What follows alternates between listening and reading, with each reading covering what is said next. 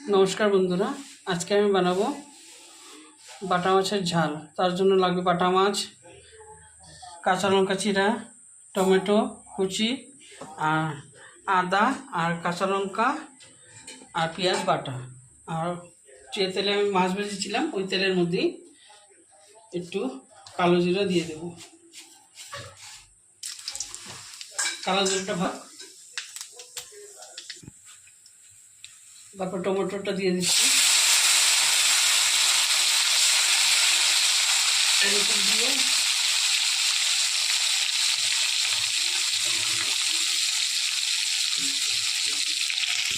একটু চিনি দিয়ে দেবো, দিয়ে একটু টমেটোটাকে গলিয়ে দেবো।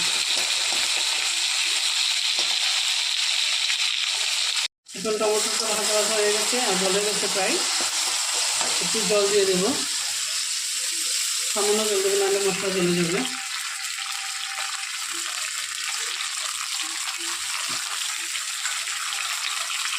হলুদের গুঁড়াটা দিয়ে দিচ্ছি 5 চামচ,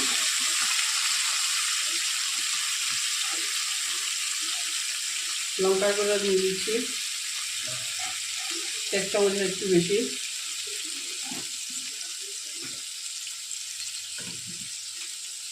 জিরা গুঁড়া দিয়ে দিচ্ছি 1/2 চামচ,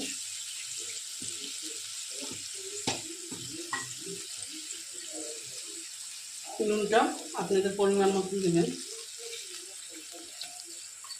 দিয়ে ভালো মতো কষিয়ে নেব।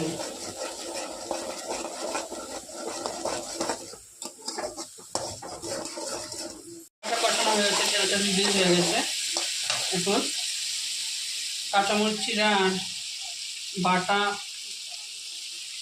পেঁয়াজ আর আদা দিয়ে দিচ্ছি, দিয়ে একটু কষিয়ে নেব। পেঁয়াজ দিয়ে কষিয়ে নিয়েছি, এখন মাছগুলো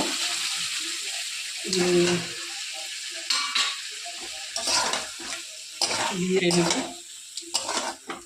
তারপরে ঝোল 5 মিনিট পর আবার দেখাচ্ছি, তারপরে ঝোলটা দিয়ে দেবো। এখন জলটা দিয়ে দেবো, যার যতটুকু ঝোল লাগবে ওই হিসাবে জলটা দেবেন।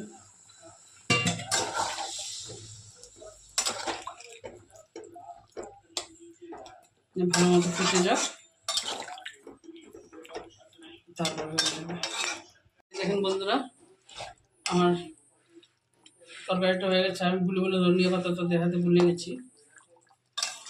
এখন আমার নামিয়ে দেব।